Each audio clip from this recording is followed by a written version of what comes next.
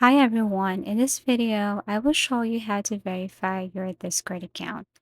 So what you're going to do here is you have to open your Discord and then you have to locate your profile. Or you can just simply go to this gear icon right here since you're using a laptop or your computer. So you have to go direct to this gear icon or your settings. Now under this gear icon or settings, you will see this account option or feature or my account. And this is what it looks like. Now, as you can see here, you have your email address and your phone number.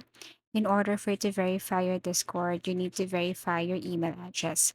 So you have to enter your email address if you haven't added it yet.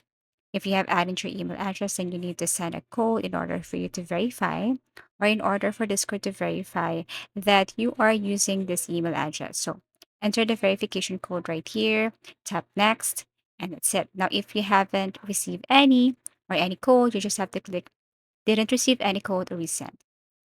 Another thing is that you can verify your Discord through your phone number. So you need to enter your phone number right here. Make sure this one is an exact phone number or working phone number. And then once you tap send, they will send you a code. And all you have to do is to enter that code right here and then verify your Discord account. As easy as that.